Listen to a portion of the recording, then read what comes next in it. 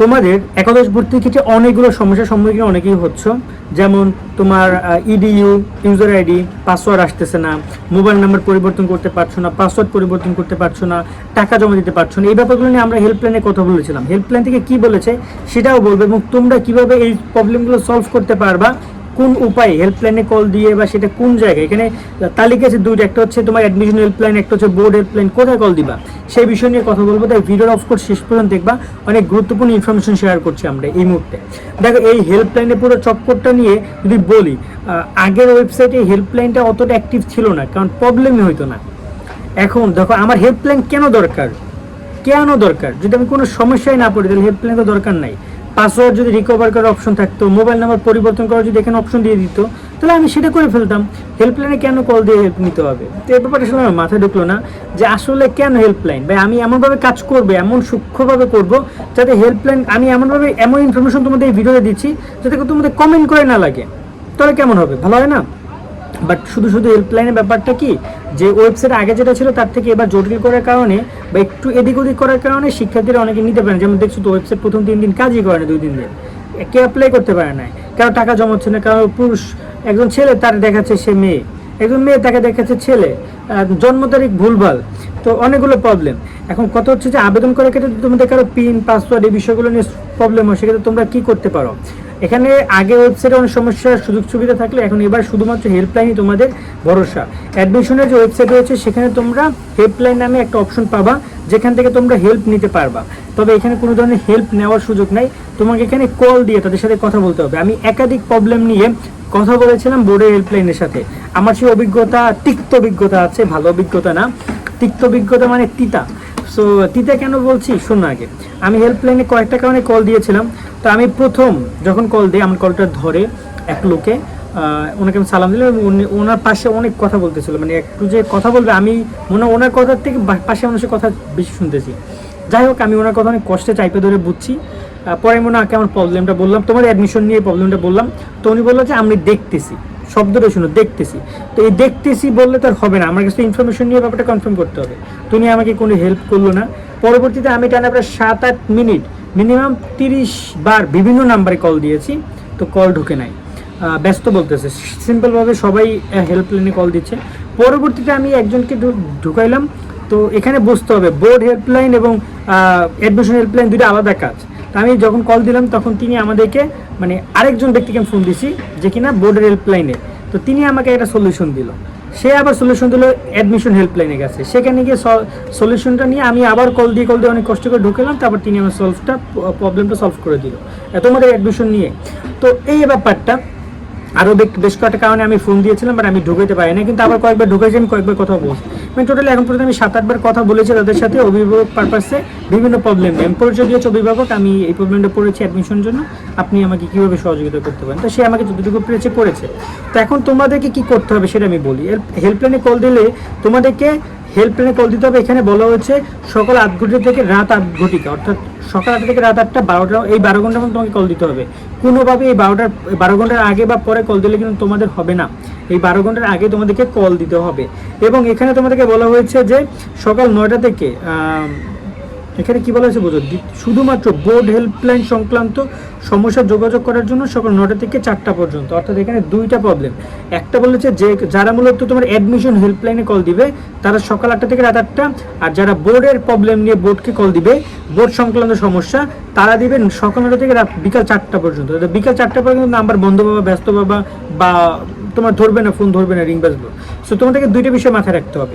এখন আসি যে স্মার্ট তোমাদের অ্যাডমিশন সিস্টেমকে আর বোর্ড অ্যাডমিশন সিস্টেম, এই দুইটা আলাদা তফাৎটা কি, কারণ তুমি কোন কারণে কাকে কল দিবা এটা অনেকে বোঝে না। দেখা যায় তোমার দেওয়া উচিত অ্যাডমিশন সিস্টেমে হেল্পলাইনে কল দেওয়া, তুমি দিচ্ছ বোর্ডে, আর বোর্ড তো সে সলভ করবে না, তোমাকে ঘুরাইবে। সো দরকার নাই, তুমি আগে বোঝো। সো প্রথমত বোর্ড হেল্পলাইন, আমি হেল্পলাইন নাম্বারগুলো তোমরা দেখতে পাচ্ছ এখানে: ঢাকা, কুমিল্লা, রাজশাহী, যশোর, চট্টগ্রাম, বরিশাল, সিলেট, দিনাজপুর, ময়মনসিংহ, মাদ্রাসা। সো ময়মনসিংহ বোর্ডে একটা নাম্বার দেওয়া আছে, বাকি বোর্ডে 4-5টা করে নাম্বার দেওয়া আছে, 3-4টা করে, 3টা 4টা 5টা করে নাম্বার ওভারঅল দেওয়া আছে। রাজশাহী বোর্ডে সবচেয়ে বেশি নাম্বার দেওয়া আছে। সো এই নাম্বারগুলোর মাধ্যমে তোমাদেরকে কল দিতে হবে, বারবার ট্রাই করতে হবে যদি বোর্ড হেল্পলাইনে কল দিতে হয় তোমাদের। আর অ্যাডমিশন হেল্পলাইন দেওয়া আছে টোটাল 10টা নাম্বার। সো 37, 17, 60, 22, 83 70 72 56 92 এই শেষের নাম্বার, এই 10টা নাম্বারে তোমরা কল দিতে পারবা শুধুমাত্র অ্যাডমিশন হেল্পলাইন প্রসঙ্গে। এবার আসি যে আসলে অ্যাডমিশন হেল্পলাইনে কারা কল দিবা, বোর্ডের হেল্পলাইনে কারা কল দিবা। বোর্ডের হেল্পলাইনে শুধুমাত্র তারাই কল দিবে যাদের বোর্ড সম্পর্কিত সমস্যা। ধরুন তোমার রোল নাম্বার সেশন নম্বর দেওয়ার পরে তোমার ইনফরমেশন ভুল আসতেছে, বা তোমার ছেলের জায়গায় মেয়ে আসতেছে, মেয়ের জায়গায় ছেলে আসতেছে, বা তোমার এখানে মানে তোমার তথ্যগত কোনো ভুল, সেই জায়গায় তুমি বোর্ডকে কল দিতে পারো। ঠিক আছে, আবারও বুঝো, সেই জায়গায় তুমি কাকে কল দিবা, বোর্ডকে কল দিবা। সো যদি তোমার বোর্ড সেখানে রেসপন্স না করে তবে তুমি অ্যাডমিশন কল দিতে পারো, বাট নর্মালি বোর্ডকে কল দিলে বোর্ড এটা সলভ করে দিবে বা বোর্ডের সাথে যোগাযোগ করতে হবে। আর অ্যাডমিশন সম্পর্কিত সমস্যা যাদের এই যে pin number, user ID, mobile number, বা তোমাদের হচ্ছে গিয়ে যে কোনো সমস্যা যেটা ভর্তি বিষয়ের সাথে কানেক্টেড, যেমন এই যে মোবাইল নাম্বারটা কিন্তু ভর্তির সাথে কানেক্টেড, ইউজার আইডি পাসওয়ার্ড ভর্তির সাথে কানেক্টেড, এই যে বিষয়গুলো টুকটাক রয়েছে এইগুলো তোমরা কালকে কল দিবা অ্যাডমিশন হেল্পলাইনকে, এবং কল দিয়ে তুমি তোমার পরিচয় দিবা যে আমি আমি অ্যাডমিশন নিয়ে অ্যাডমিশন অ্যাপ্লাই করবো, মানে আমি এটা করতে পারতেছি না। এভাবে সুন্দরভাবে তাকে সালাম দিয়ে বলবা। এবং এখানে বলো, আমি তোমাকে আর একটু বলে রাখি, শোনো, এখানে তোমাদেরকে কিছু জায়গা যেমন নাম্বার পরিবর্তন করার ক্ষেত্রে আমার সাথে কি ঘটেছে শোনো। নাম্বার পরিবর্তন করার ক্ষেত্রে আমি তাদেরকে এক ফোন দিয়েছি, তারা আমার কাছ থেকে শুনেছে প্রবলেমটা, তো নাম্বার পরিবর্তন করেছে, 4-5 জনের নাম্বার প্রবলেম হয়েছে, ওদেরকে নাম্বার সলভ করে দিতে হলো। তো ওরা কি করলো, আমার কাছ থেকে সঠিক নাম্বারটা নিল এবং রোল নাম্বার সেশন নাম্বার নিল এবং সঠিক নাম্বারটা নিল। সঠিক নাম্বারটা নেওয়ার পরে ওরা বললো একটা টোকেন দিছে আমাকে 4 সংখ্যার 6324 এরকম সামথিং একটা নাম্বারের একটা টোকেন দিছে। সেই টোকেনটা আমাকে রাখতে হয়েছে এবং এখানে একটা টোকেন মানে একটা তোমার ডকুমেন্ট রয়েছে যেটা বলা হচ্ছে যে গুগল ডক্সের তোমাকে ওটা কি বলে, এক্সেল ফাইলের সলিউশনগুলো ওখান থেকে আমার দেখে নিতে হয়েছে যে আমার সলিউশনগুলো সমাধান হয়েছে কিনা বা তারা সেগুলো করে দিয়েছে কিনা। তারা ওই আমার ইনফরমেশনটা নিল, অর্থাৎ আমার অভিযোগটা বা আমার যে একটা প্রবলেম সেটা তারা আইডেন্টিফাই করলো এবং তারা সলিউশন করে ওইখানে দিবে, মানে তাৎক্ষণিক যে একটা সমাধান সেই প্রসেসটা তাদের নাই। সো এটা খুবই বাজে একটা ব্যাপার।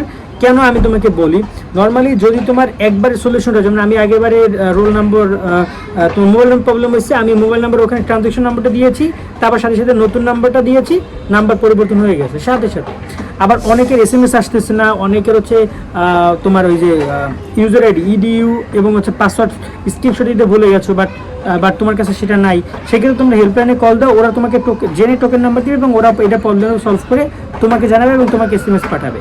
সেই সম্পূর্ণ বিষয়টা তোমাদের হেল্পলাইনে কল দিতে হবে, কারণ এছাড়া তোমার কোনো কিছু করার নাই। কেউ যদি বলে টাকা পয়সা চায়, যে টাকা দাও আমি হেল্পলাইনে আমি সলভ করে দিচ্ছি, যদি এরকম টাকা করে তাহলে সে সম্পূর্ণ ধোঁকাবাজি করতেছে। এরকম কিন্তু কোনো নিয়ম কানুন নেই যে টাকা পয়সা দিয়ে এই ব্যাপার হেল্প তোমরা পাবা। আর একটা কথা মাথায় রাখবা যে এটা তোমাদের কল দেওয়ার ক্ষেত্রে তোমরা যদি ফোন ব্যস্ত পাও তাহলে আমার পরামর্শ থাকবে তোমরা চেষ্টা করবে একদম সকাল 8টার পরে কল দেওয়ার জন্য, বা তোমরা একটু বিকালের দিকে কল দেওয়ার চেষ্টা করবা, মানে দুপুরের পরে।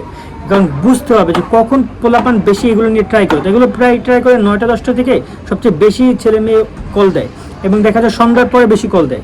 সো তোমরা চেষ্টা করবে একটু দুপুর টাইমে, একটু সকাল টাইমে কল দেওয়া, যে টাইমে মানুষ কম থাকে সেই টাইমে তোমরা কল দেওয়ার ট্রাই করবে, এতে করে ঝামেলা কমবে। কথা বুঝছো? সো অ্যাডমিশন ব্যাপারটা হচ্ছে এই। আর আমার মনে হয় না যে এরকম ঝামেলাদায়ক ওয়েবসাইট আর কন্টিনিউ করা উচিত, আমার মনে হয় না যেটা ঠিক হবে। যাক, আমি তোমাদেরকে তালিকাটা দিয়ে দিচ্ছি, সেখান থেকে তোমরা তালিকাগুলো দেখে নিও। আমি ডিসক্রিপশনের পুরো তালিকাটা কপি করে দিয়ে দিচ্ছি, সেখান থেকেও চাইলে তোমরা তালিকাগুলো দেখে নিতে পারবা। আজকের মতো এখানে বিদায় নিচ্ছি, সকলে অনেক ভালো থাকো, আল্লাহ হাফেজ।